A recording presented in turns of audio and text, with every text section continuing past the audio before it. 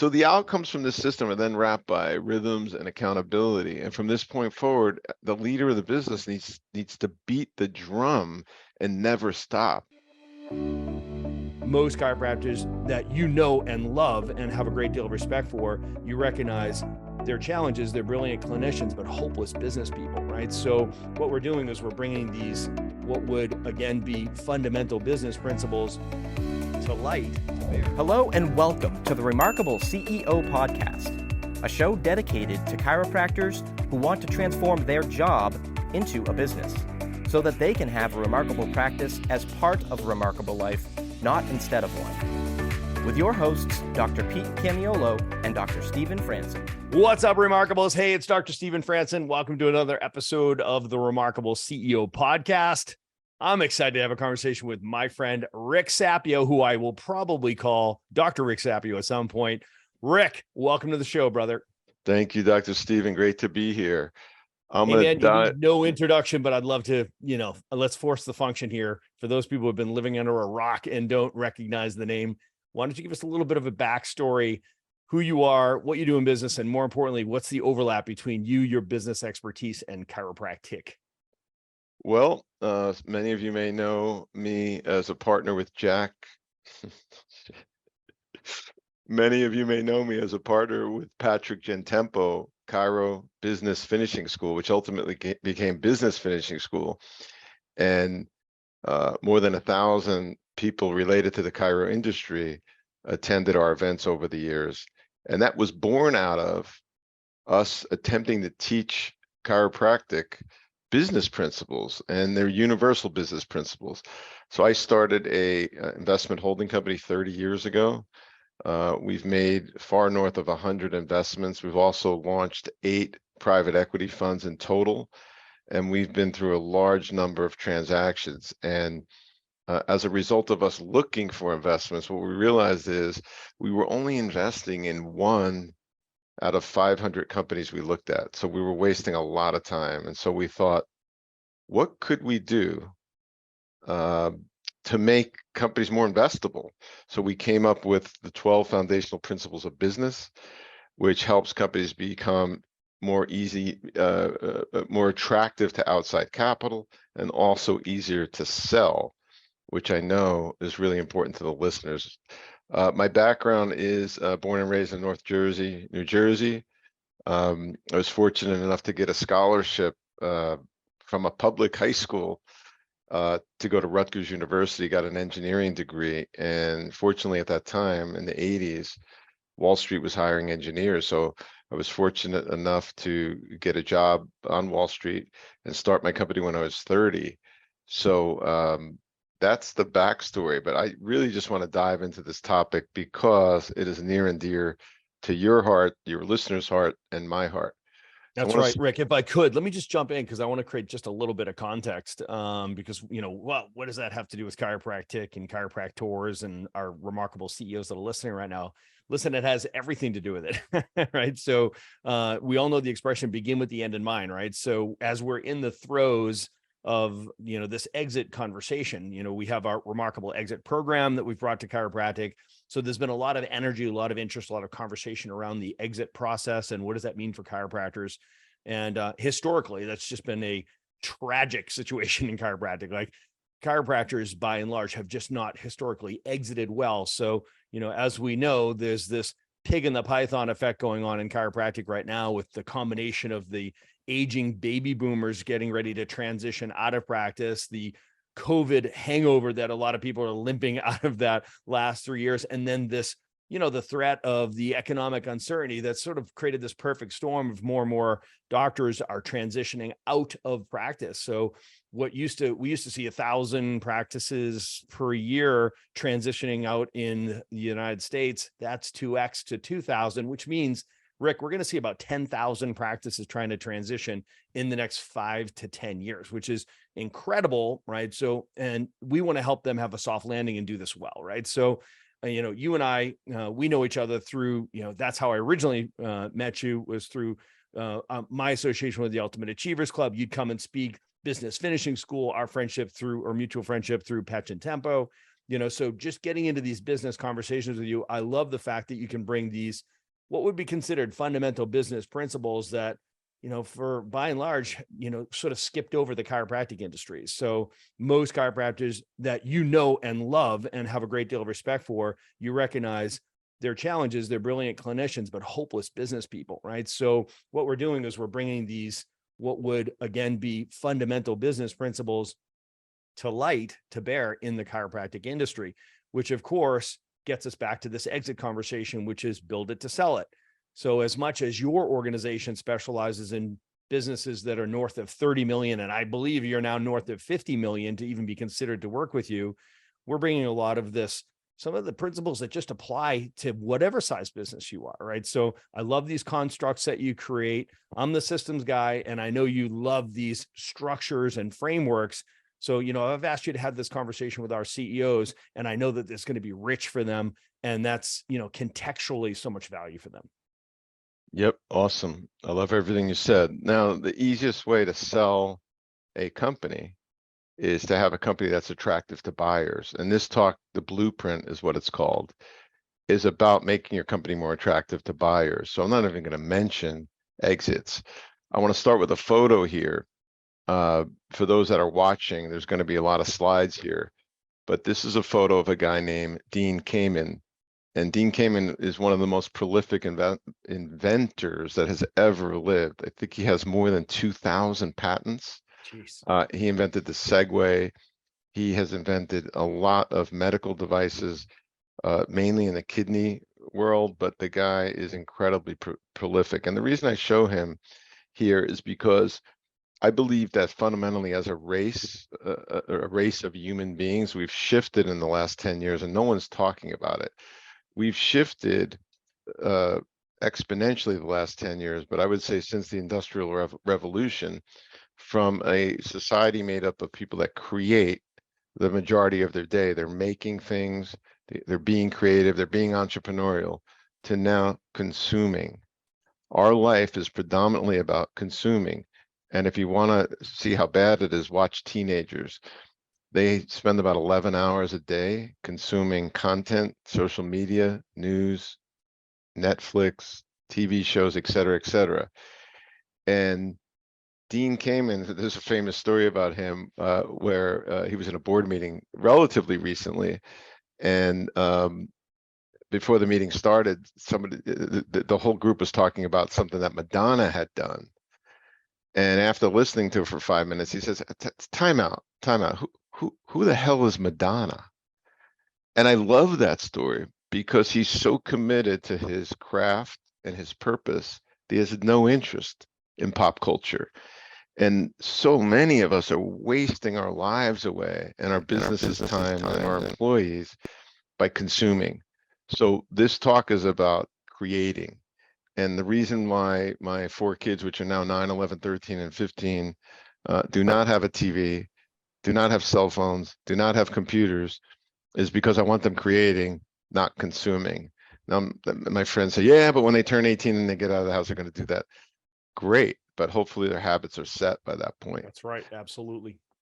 So the name of the talk is The Blueprint. I'm going to start with a decision-making lens. And what this talk is about adding consciousness to all business and life actions. Charles Duhigg said 98% of what humans do is habitual. There's no thinking, there's no consciousness. He wrote the book, The Power of Habit.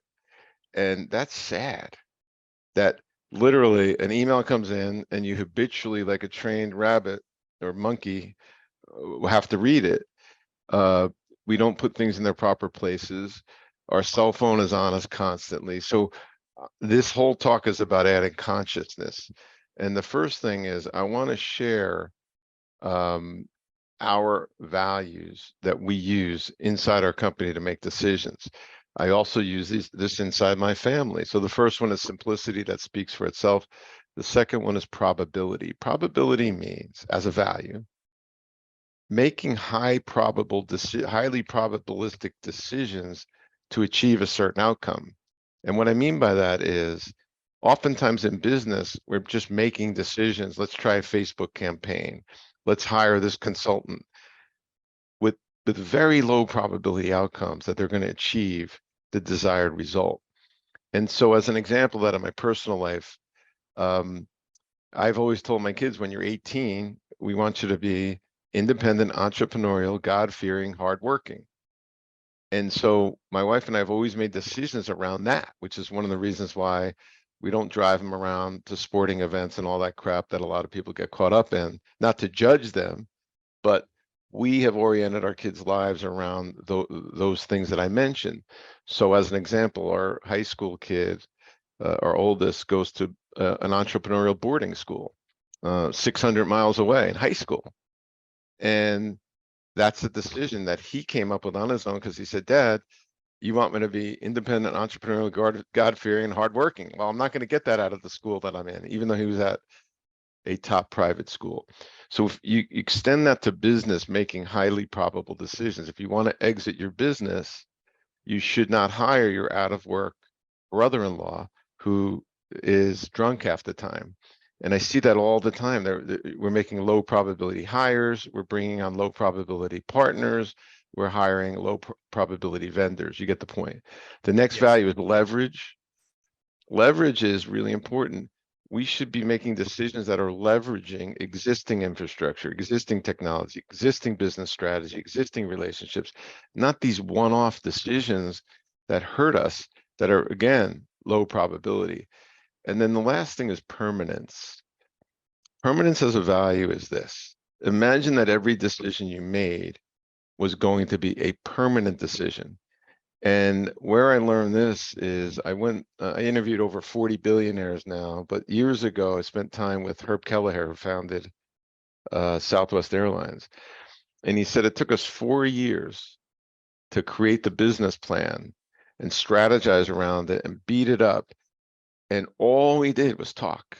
Before we flew our first flight, we wanted a permanent business strategy.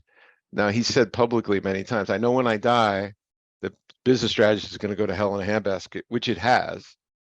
But my wife and I, in our family, we have a permanent decision-making lens, which we call the family placemat.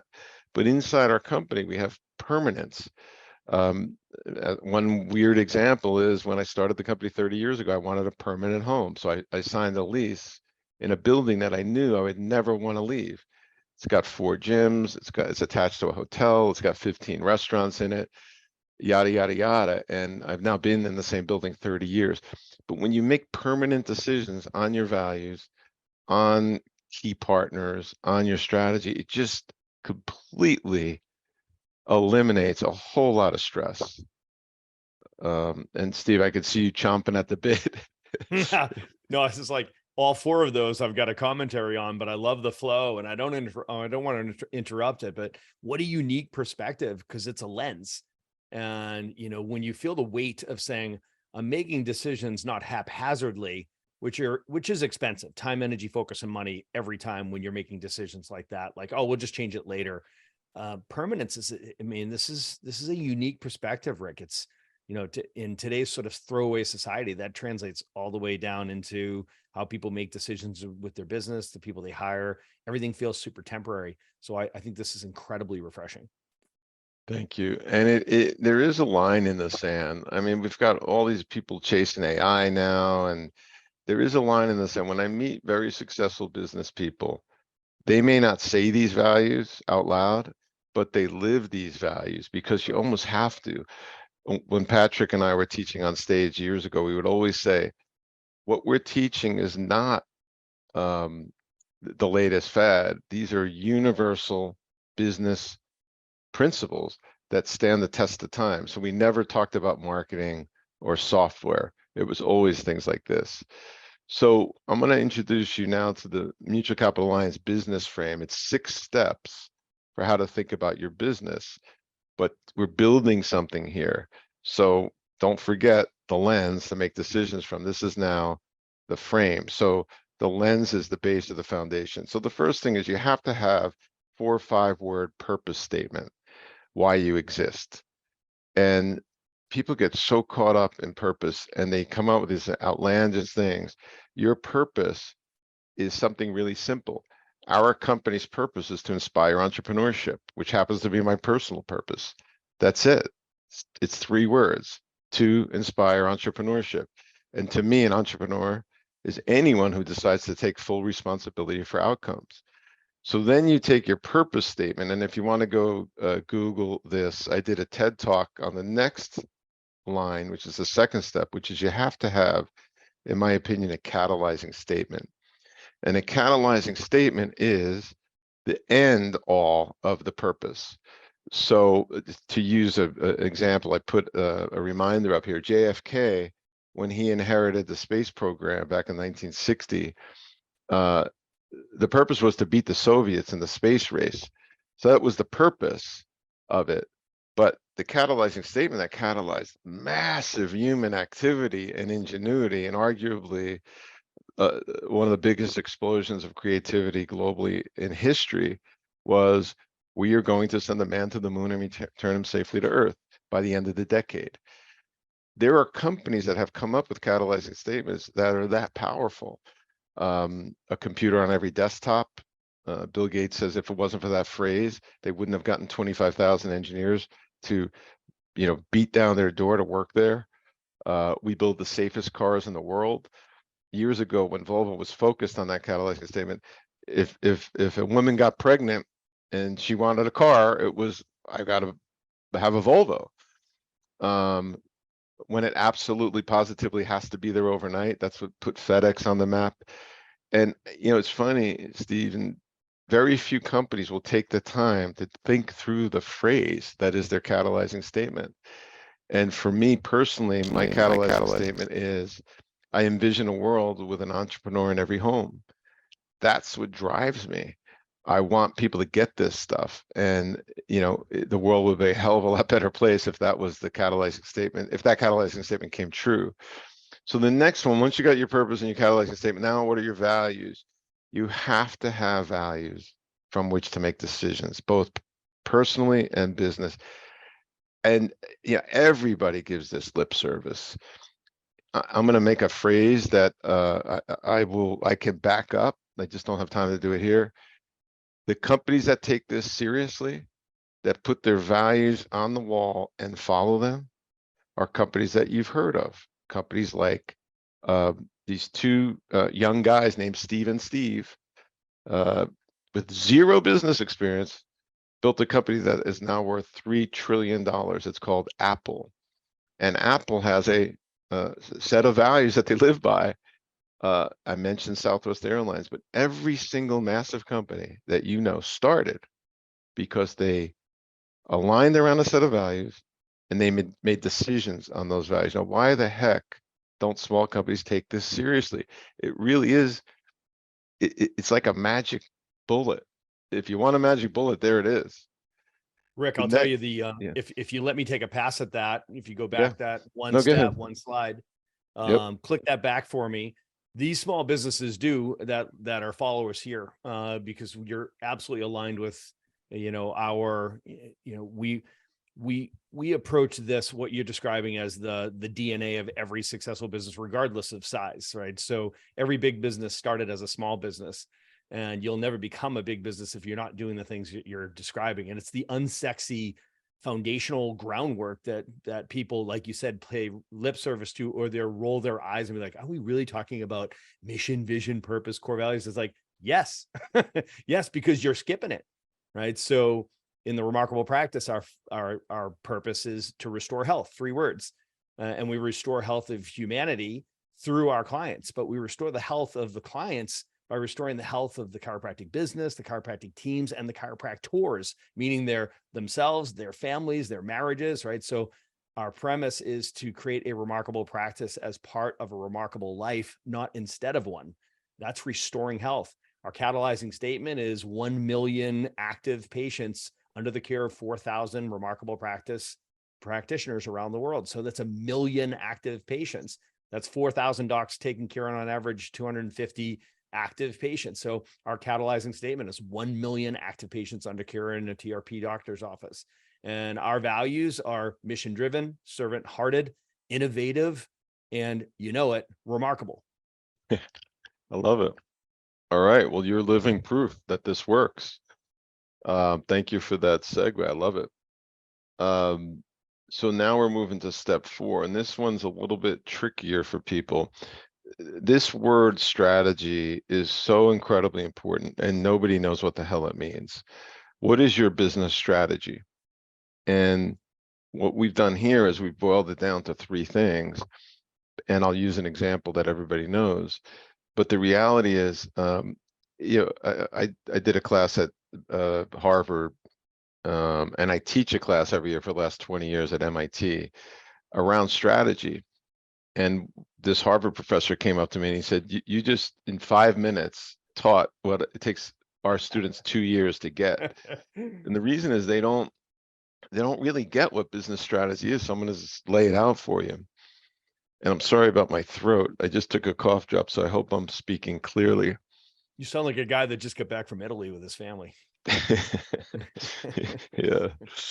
So what does real business strategy to me mean? It means what, who, and how. And if you think about really successful companies, when they start, they know what business they're in one line, who their ideal customer is, not a avatar, but like, who is that customer? You could even think about your ideal customer in your practice. Who's your ideal customer? Well, it's Cindy. And the reason it's Cindy is she's 35, her husband works, she's got 6 kids, she loves bringing her kids, and she's our biggest referrer.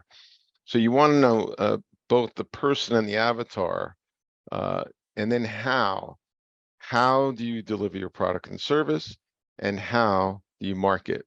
So let me give you an example that answers this really clear. There's a famous Business Week cover from 1998-ish of Jeff Bezos with his pockets inside out, and it says Amazon heading toward bankruptcy. And when you read the story in Business Week, it said that, Jeff Bezos is thick-headed. He won't change his strategy, and it's killing him. And what they didn't realize was the flywheel was just starting to spin really fast, and he knew exactly what he's doing. So let's look at Amazon as an example of this, Stephen. When they asked Bezos, what business are you in? What was his answer? 3 words. I'm going to guess logistics. We sell books. That's what we do. We sell books. Now, he always said, once we get that flywheel spinning really fast, we'll add on other things. But if you remember at the beginning, they just sold books. Why? Because they were cheaper to ship back then. It was like a quarter, and they were easy to store. Who do you sell books to, Jeff? This was the weird thing. When he started that company, less than 5% of the world had an internet connection. And if they did have one, it was really slow. So what do you remember about Amazon? Everyone said they can't compete with brick and mortar. They're never going to compete with Barnes and Noble, like all this crap that everybody talked about for the first 10 years. And he knew exactly what he was doing. So the what was we sell books. The who, which is the second part of strategy, is people with an internet connection. And they said, you're insane. That market's too small. But he knew if he could own that, those early adopters, right? And this isn't really about Jeff and the internet. It's more about you. What business are you in exactly? Who is your ideal customer? And then 3, how do you deliver your product or service? For Jeff Bezos, how he delivered it was 4th-rate mail. That was their model. He knew that that was less expensive. And how do you market? We market on the internet. So every company needs to know their strategy. What business are we in? Who is our ideal customer? How do we deliver our product or service, and how do we market to them? And everybody, when I go to them with this thing, they go, well, it's not that simple. Well. No, it is that simple. And I've yet to find a business where I can't come up with this. It's, are you willing to do the work? Because once you know this, you can begin to get that flywheel spinning, and then you could expand into other things, just like Amazon did. So I hope this is clear. The next thing is, you've got your values laid out, you've got your purpose catalyzing statement strategy. Now, what are your long-term objectives? Think 20 years from now, and you might say, I'm selling my company in 3 years. It doesn't matter. if you have a long-term vision, somebody's going to own that company. And Jack Welch said it best. He did have an unbelievable track record when he ran General Electric, and he would say to companies that they acquired, I want to know what your quarterly objectives are, and I want to know what your 20-year objectives are, because if you're clear on both of those, the middle takes care of itself. I Right. cannot agree with something more. So you got to have clear long-term objectives, and you have to have clear quarterly objectives. Crystal clear every quarter. Here's the company's objectives. Here's the employees' objectives. And then everything that I just laid out has to have very specific activities for each one. So you could update this on a monthly or quarterly basis. So that's the business frame. The faster you can put all this on the ground by using trust, okay? You lay this out as a team, and you have team members that trust the vision and have the discipline to make decisions around this. And of course, you got to execute, and using what you're learning in the remarkable practice to execute is going to get you to the promised land faster. Now, there's a slide that has a blank. It says the faster you get to what, the better off you and everyone involved in your company will be. So I'm going to challenge your fearless leader here. What do you think the blank is, Stephen? The faster you get to blank, the better off you and everyone involved in your company will be.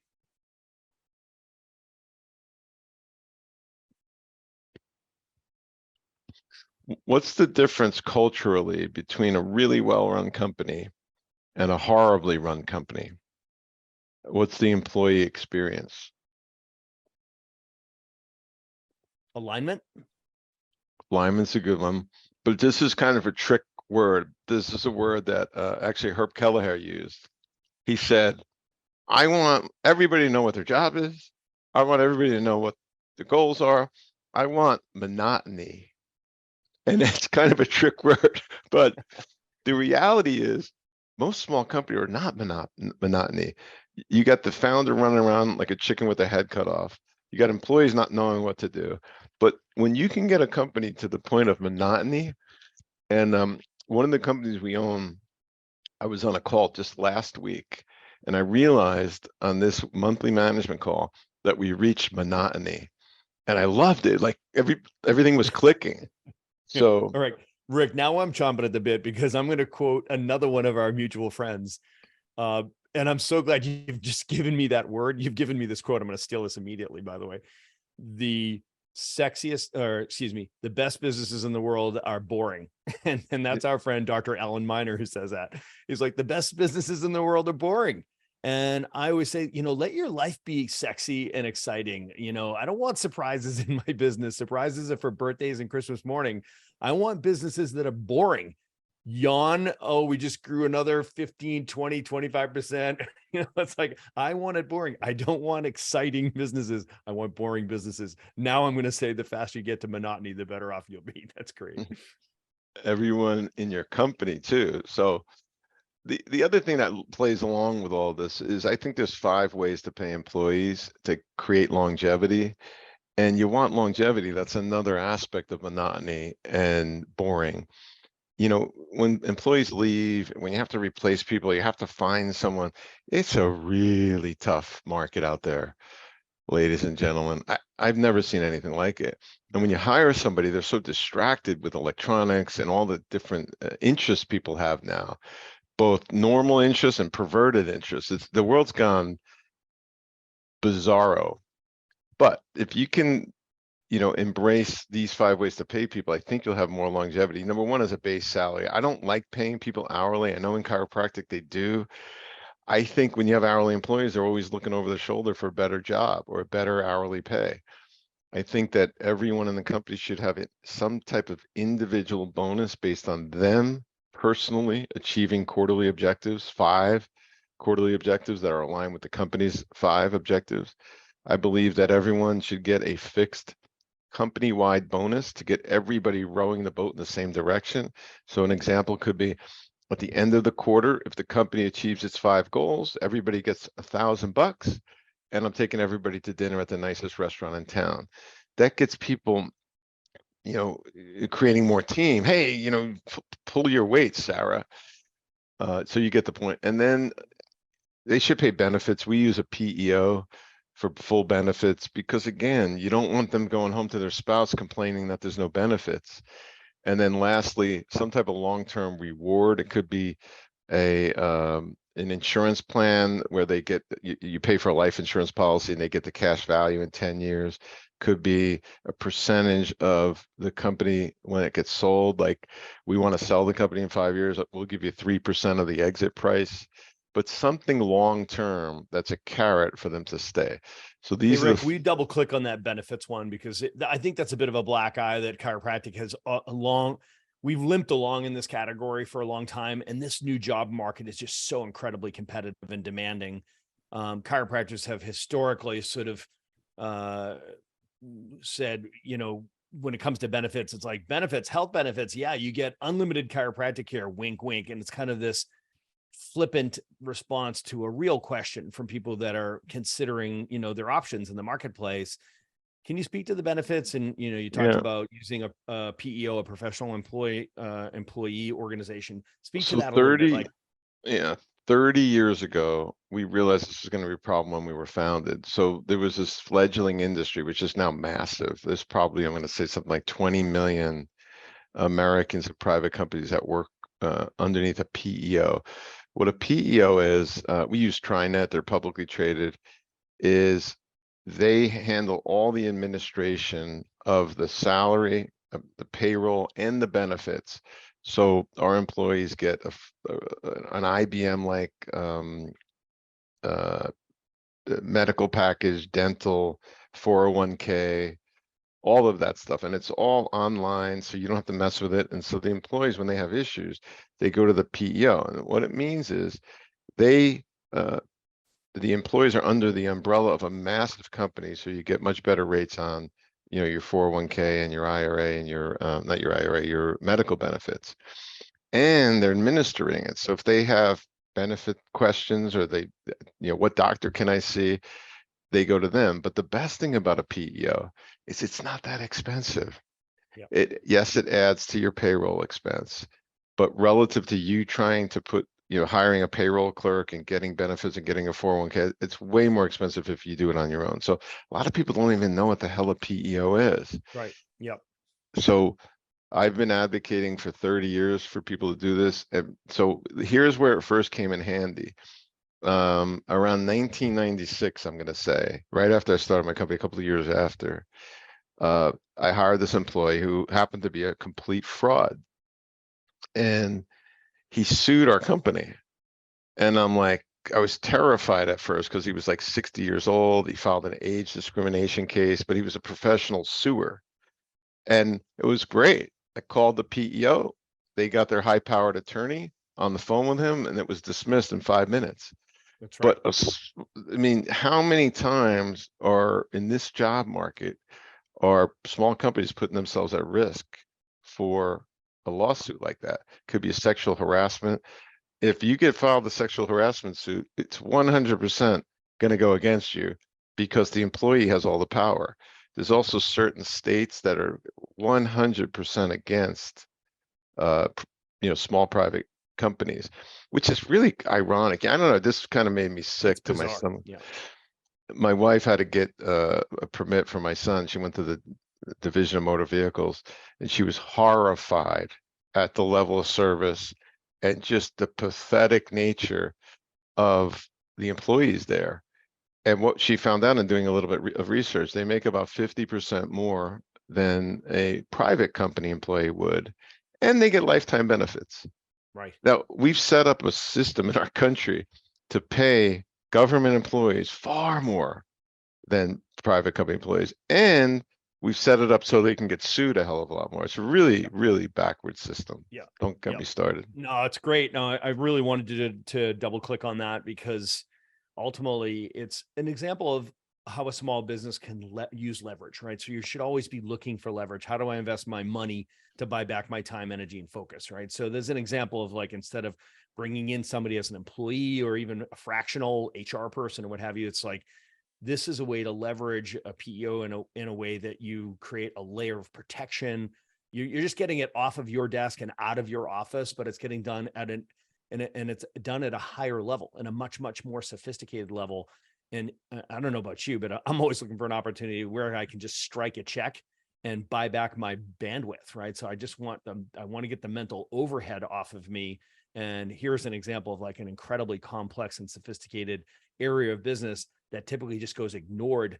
And it's a point of exposure, to these small business owners. Yeah, and it's worth double clicking on that. It's so important. And I've talked about it for years. Not too many people. So people go and they hire ADP. Yeah, they handle your That's payroll, payroll. but you Right. want the whole thing from the Yep. risk to the benefits to the 401k offloaded. That's right. And the thing that we do in our 401k too, which is something that any one of you guys can do, is when they invest in their 401k, we match up to 3% of their salary. So it's another benefit, and it's not that much. If somebody makes 100 grand a year, they're getting an extra 3,000. So they're looking upon you favorably. So that's what we do. And you know what people are telling themselves right now? There's a limiting belief. You can hear it right now. Like, listen, can you hear the chiropractor saying to themselves, like, yeah, guys, it must be nice to have the kind of money that it takes to do these types of programs. I can't afford to do that. Just hold on, time out, spend the money you're going to lose, right? Because you and I both know that, when you're trying to bring in and build a team of A players, if you hire the wrong person, top grading says it's going to cost you 3 times their salary a year. That's an ouch, right? But if you lose the right person, if you lose an A player, it's going to cost you 5 times their salary a year. That's a giant ouch, right? So it's like you got to recognize, spend the money you're going to lose is a philosophy, right? This is an example. It's a perfect place of like, listen, get on the front end of this, reduce your risk, increase your peace of mind, free up your time, use the money.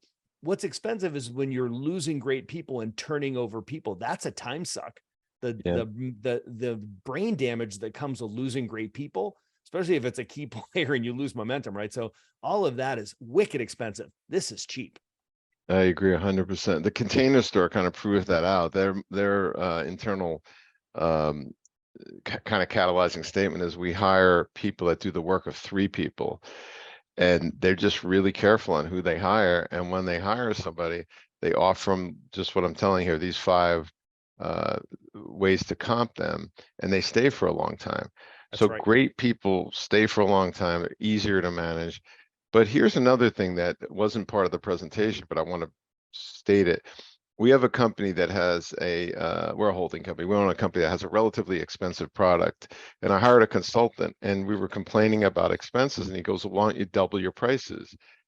And I would say this to chiropractors all the time. And people would freak out. We can't double it. No, there's no way. So I listened to the guy. We doubled our prices. We didn't lose a single customer. The revenue doubled overnight. And guess what? We had more money to pay people. So a lot of the griping that you hear that the chiropractors aren't making enough money, from my perspective, having spent time with many of you, is you don't charge enough. Because a lot of them, for whatever reason, I don't know if it happens in school, but they train them to have a scarcity mentality. I don't get it. Yeah. And the thing that's interesting when I meet really successful chiropractors is they have an abundant mentality. So I don't know how you could switch overnight, but one way is we address it here. The rule of thumb here is they now know that you could increase your prices by 15%, 65% of your patients would not even notice. Never mind, they think it's going to be wailing and gnashing of teeth. 65% of people wouldn't even notice a 15% bump. And I love the study that says, if you looked at your pricing right now, 20% of your patients would tolerate you having a product offering that was 4 times what you are charging right now. And 4% of people would pay 16 times what you're offering right now. And 1% of people would pay 64 times what you're offering right now. So think about that, Rick. I mean, how much money are we leaving on the table? It's like, what do you have in place where you have an offering where you could charge 4 times, 16 times, or 64 times? It's a great thought exercise, and it frees everybody of that limiting belief of, I could never increase my prices. Do you have that study? I'd love to see it. Yeah, I'll send that over to you. Yeah, please make a note of that. Yeah. And it's funny, what's interesting is, property and casualty insurance has gone up unbelievable. People still write the check. Well, I need How insurance. about your electric bill? Yesterday, Yeah. my wife looked at me. Our electric bill this month was $1,100. This time Yep. last year, it was $600. That's still wicked expensive, right? So we run businesses out of our home, but still it went from 600 to 1,100 month, year over year, same month. That's just off the charts. Guess what we did? You paid We it. paid it. Just We like paid your Dish network or whatever the hell the cable network stuff. People don't mind paying that, and they don't Yep, we paid mind it. paying Apple a shitload of money. But for some reason, they have a problem asking customers and clients and patients to pay more for their health. Yeah. My So rule is don't confuse a complaint for an objection. yeah, I like that.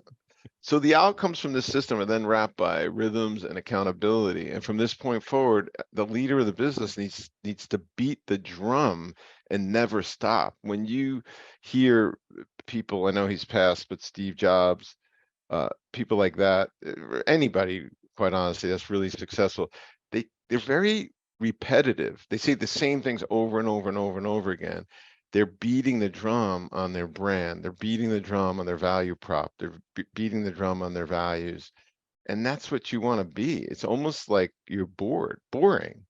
If you think about it, when you go to a fine restaurant, the waiter that comes to your table and announces the specials, they're repeating the same thing over and over and over again. It might be 50 times in a night, but that's how successful business leaders need to be. You need to be really good at delivering your offering. So, you can't see my screen, some of you, but all business decisions are first run through this frame and decision-making lens before finalizing. And imagine if every decision you made, you mapped against what Stephen and I have been talking about here. Successful businesses have patterns to follow. I'm part of this group called YPO and another group called EO. And what's so interesting about these groups is they bring in a new president every year. And it just boggles my mind. You take a successful organization and a new president every year wants to change everything. And I think it's just human nature. I want to do it my way, as opposed to, we'll give a plug to Alan Miner's way, which is the boring way. Let's just keep doing what's working. And why do we have to change anything? So I guess my point is, once you put all the things in place, including potentially new pricing, you just keep everything the same. The goal should be to build a growing, profitable, sustainable, enduring, saleable company. And when you do that, everybody wins. Human beings, as you know, because you're in health, they crave rhythms and heartbeats. And I think I think some leaders are just afraid to have systematic, repetitive things, which is what humans crave. And here's the interesting, Stephen, the best humans crave that.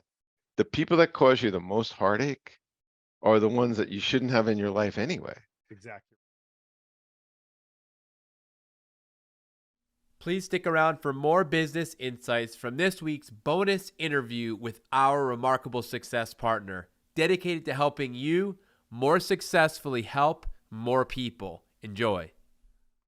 Hey, CEOs. So today I am honored to be in the studio with Richard Sawyer from Spinalogic, a remarkable chiropractor and CEO of a business that's actually making a huge difference in helping us make a bigger difference in our patients' lives. You guys are going to love learning from Richard today. He is a practitioner. He is a multiple business owner here in our space. So I can't think of a better person to have on the CEO podcast than a fellow CEO, an innovator in our space, somebody who likes problem solving. Saw some problems in his office, which actually turns out to be a problem in many of our offices. And he's come up with a solution to help solve that for all of us. So Doc, thanks for taking the time to meet with me here today and be a part of our podcast. I know our audience is going to learn a lot from you and just gain a ton of value from you. So thanks for taking the time. And why don't you introduce yourself, who you are, where you're at, what are you up to these days? And then we're going to dig in a bit. Hey, Dr. Pete. Look, it's great to be with you today. Thank you very much. I'm here in sunny Brisbane in Queensland. It's a beautiful morning up here in the trees with the birds. So I'm really looking forward to this conversation with you. Well, thanks for being in this conversation. And a lot of times people have a backdrop that's virtual. You've got the real deal, so you get a lot of credit there. That's set us up real well. If you're listening to this only, then you're not seeing it. But if you're on YouTube or on Instagram or wherever else you might be consuming this, you'll see Richard and his awesome backdrop. So so I want to ask you a question. So you've been a success partner now for a couple of years with TRP, one of our platinum partners, and it's a big deal for us. Anybody who partners with our organization, we are aligned with you. We're saying, hey, we share values, we're in alignment, we're on a mission to help more people. So I want you to talk a little bit about the genesis story for you and really how Spinalogic really was birthed, actually came out of a painful place, came out of a recognizing that there was an issue, a real challenge in a very successful practice. So take us back to the beginning and where kind of things began, because again, you're problem solving now for chiropractors around the world. But tell us a little bit about where it all started. Yeah. So look, it started when I was in practice one day. All of a sudden had this epiphany. I was there. We're seeing about 600 a week. I had like 7 or 8 staff working for me, and I was busy adjusting. And I looked up and I looked around. I was like, man, everyone's so busy. I wonder what they're all doing. And I realized I didn't really have much of an idea of what they're actually spending their time on. I thought I need to find out. And so I'd ask them. And of course they would tell me, but they didn't really have that very good an idea. And what I really wanted to do was to quantify it. So I knew how much time were they spending on the things I wanted them spending time on, and how much was it on administrative tasks that was like low level sort of stuff, and how much of it was on the higher consciousness stuff where we want them to be talking tick to our patients. So I decided it was time to do an experiment. So we made a spreadsheet for everybody at each of their locations. We set a big timer up in the middle of the office and went off every 10 minutes. So we go beep, beep. And all the patients would be like, what's that? And all the stuff, like, oh yeah, that's Dr. Richard. We're doing an experiment. It's like, oh, okay, of course. They weren't surprised. And so what I had them do is every 10 minutes, I had every team member write down what was it they spent the bulk of the last 10 minutes, what did they spend it doing? And then we did that across the course of an entire week. And at the end of the week, we had a lot of data points. We added it all up. We broke it down into categories, and we looked at the different things I was spending time on, and divided it really into those like higher conscious activities and the lower conscious activities, and more admin versus like talking tick and connecting with patients. And it turned out in some of the locations, it was like 90%, 10, 90% admin and 10% actual talking, connecting with the patients. Other places more 50-50, but averaged out across the practice, we were about 70-30. About 70% of my team's time was being spent on administrative stuff, and only 30% was actually being spent connecting with the patients from the heart on the things that we really wanted to be spending their time on. I guess you could say it was completely inverted from the way that I imagined and I wanted it to be. So that was really the genesis of when Spinalogic started. I thought, we've got to automate away these administrative tasks, the things that computers can do better, but they do better than people can do anyway.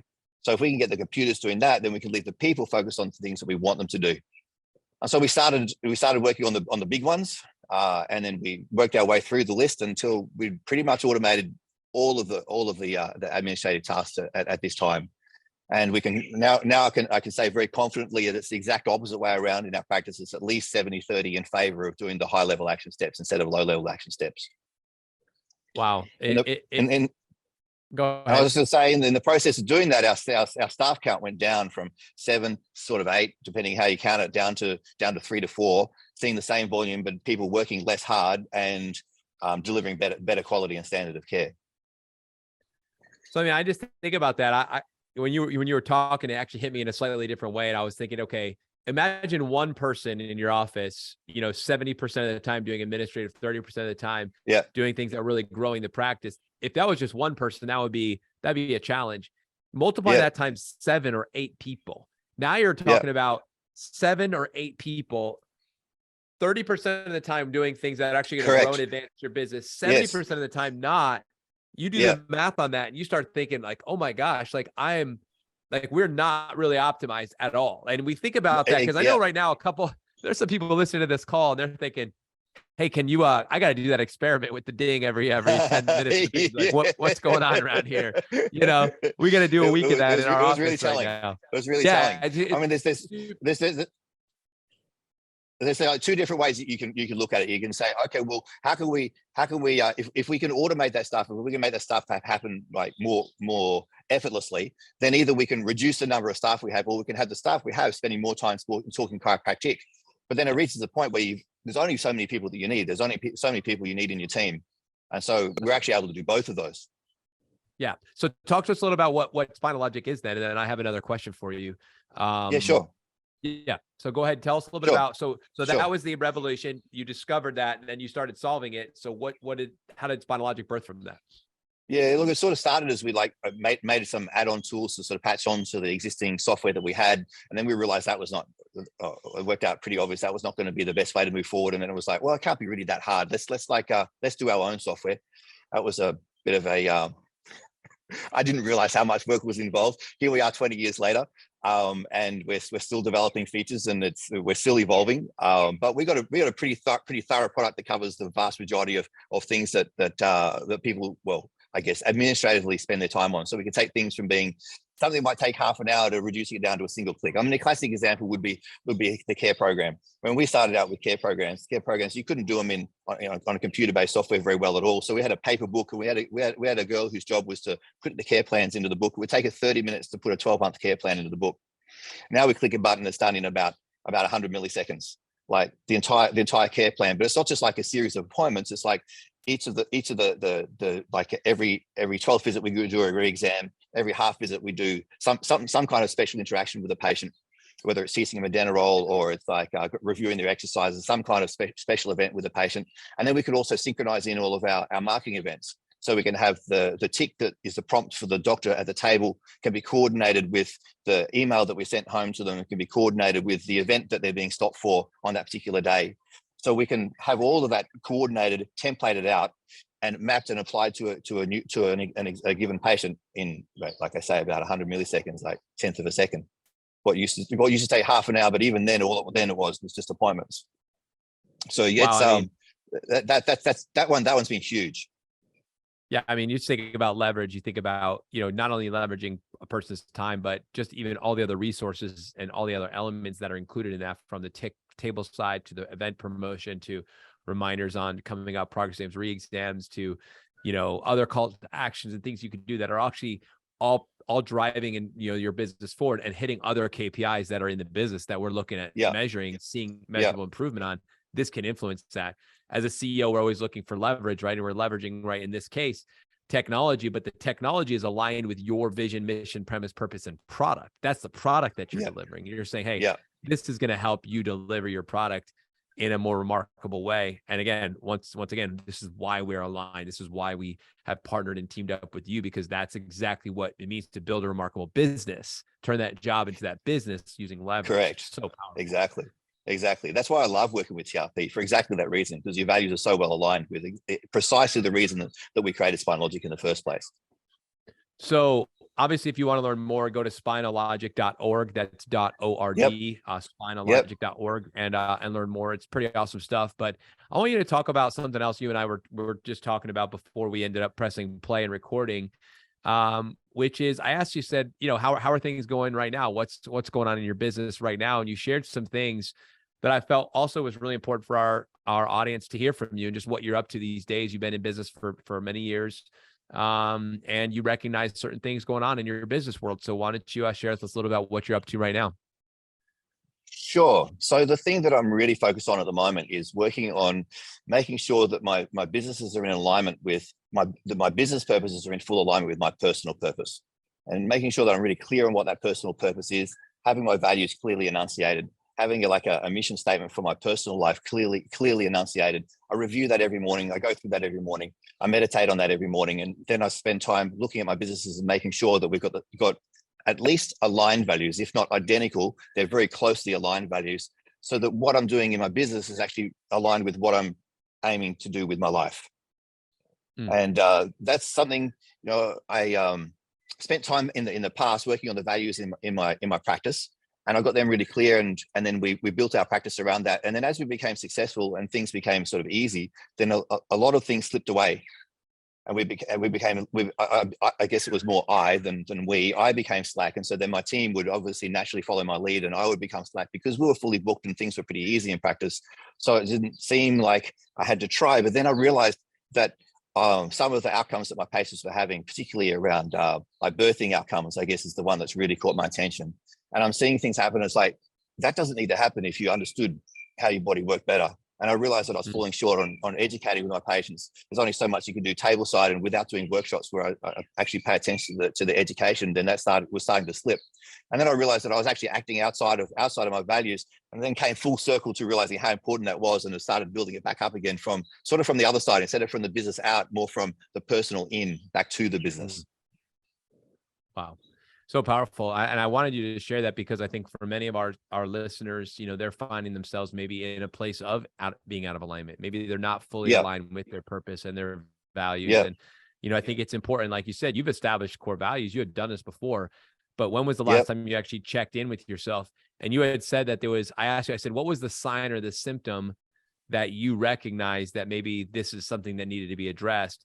And what was that you noticed? You said this because you have multiple businesses, but what was it that you noticed that we know this is something that's missing? We need to be addressing this at the root, at the core. Yeah, it was a number of patients at the moment that are pregnant and having babies, and I'm seeing them in the hospitals. They're all being told, "Oh, your baby's is too big for its age. Like it's as if it's the size. It was 2 weeks older than what it is." And I heard that the first time. I was like, And then I realized I seem to be hearing it all the time. And so it's almost as if that's the standard story that people being told that their baby's too big. I'm wondering if they're measuring them against old charts from when people were smaller, or from charts from overseas where they got smaller populations or something. And then it's like, so then we had to have a C-section. And it's like, why did you have to have a C-section? Because I had a bicornuate uterus. So how did you know you had that? Because I had an ultrasound. So if you hadn't had the ultrasound, you wouldn't know you had the bicornuate uterus. You're perfectly fine. You would never have had the C-section. And you probably would have had the natural delivery, but there was just like no consciousness around it at all. The natural was normal, and so natural is normal. I think is something that's really so important. And we as chiropractors have more opportunity to be able to educate our patients about that than probably anybody else in the community. In fact, I think definitely anybody else in our community. And yet, that's not the direction that our society is going at the moment. And that's something where we can make a huge difference. But it's not going to happen unless we actually make the effort. Unless you actively step up and put yourself out there and speak to the patients. That's good. Here you were using technology to create more space and time and energy to actually educate your patients, and you caught yourself actually not doing the very thing we designed this to be able to enable us to do.